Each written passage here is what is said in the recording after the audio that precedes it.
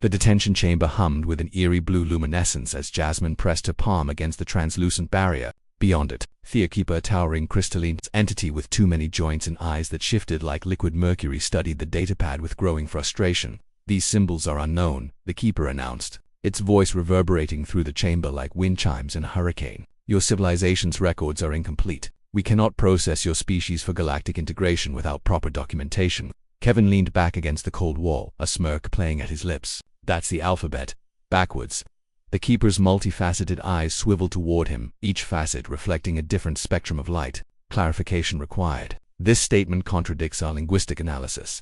"Humans," Jasmine explained, stepping forward with the confidence of someone who had already calculated 17 escape routes, "learn multiple encoding systems from childhood. That particular one, we teach it to our kids as a game." The irony wasn't lost on her. 3 weeks ago, she and Kevin had been archaeologists, excavating pre-colonial sites in Peru when the collective's harvester ships descended. Now they were specimens in an alien catalog, surrounded by beings who had mastered faster-than-light travel but couldn't comprehend why humans would deliberately teach themselves to read backwards. Keeper's crystalline form shifted colors, deep purple to angry crimson. "Inefficient, redundant. Your species wastes cognitive resources on frivolous." "It's not frivolous," Kevin interrupted, pushing off from the wall. His archaeological training had taught him to read context in fragments. And right now, the context was clear. Confusion was their weapon. Every human child learns it. The backwards alphabet, Pig Latin, basic ciphers. We encode things for fun. The admission seemed to physically disturb the Keeper. Its form flickered, destabilizing. "For entertainment purposes." Jasmine caught Kevin's eye and nodded imperceptibly. They'd stumbled onto something. The collective prided itself on efficiency, on the logical allocation of resources. Every species they'd documented: the logical Vraxi, the hive-minded Chorus, the mathematical primes, all followed predictable patterns of development. Humans were apparently the first species to waste time teaching their children useless skills.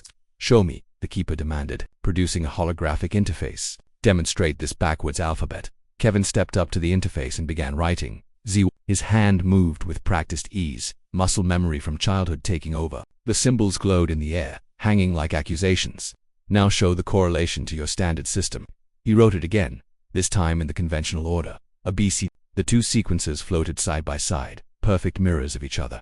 The Keeper was silent for a long moment. When it spoke again, its voice carried a frequency Jasmine had never heard before, something that might have been uncertainty. "Your juveniles master both systems simultaneously, by age 5, usually," Jasmine confirmed. "Sometimes younger. My niece figured it out at 4. What they didn't mention was why. Humans didn't teach backwards alphabets because they were useful. They taught them because human children were curious, playful, naturally inclined toward puzzle. Because a species that had spent 200,000 years finding new ways to crack open shells, start fires, and turn rocks into tools couldn't help but find patterns in everything, even their own communication systems." The Keeper accessed its database, crystalline fingers moving through holographic files at impossible speed. "No other documented species exhibits this behavior. The Chorus learns one communication method. The primes develop their mathematics and linear progression. The Varaxi are boring," Kevin interjected. "Look, we get it. We're weird. We waste time on games and puzzles and teaching our kids to do things backwards. But that's kind of our whole deal."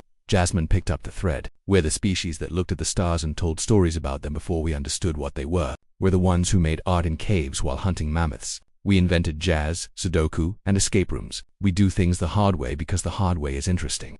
The Keeper's form pulsed with rapid color changes, its species equivalent of rapid thought. "This explains the anomalous data. Human ships approach problems from lateral vectors. Human negotiators employ strategies we categorize as theatrical. Human scientists pursue seemingly unrelated fields simultaneously.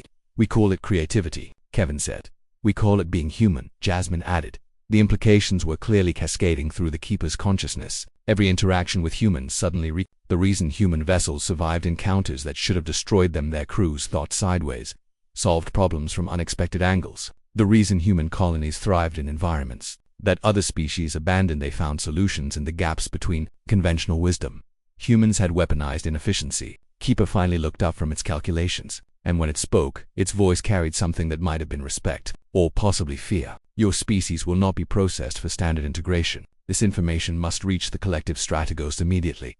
"So we're free to go?" Kevin asked, not bothering to hide his hope.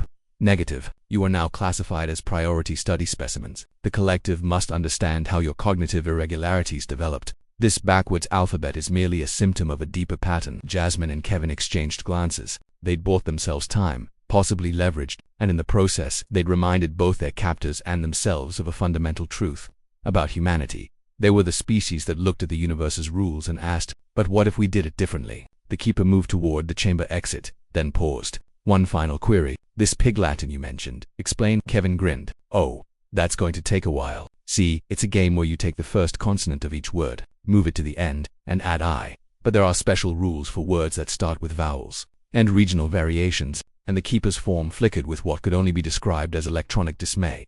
Behind them, Jasmine smiled. They were going to be okay, because in a universe built on logic and efficiency, humanity's greatest strength had always been their magnificent, beautiful, absolutely ridiculous refusal to take the simple path, and that, more than any weapon or technology, made them survivors.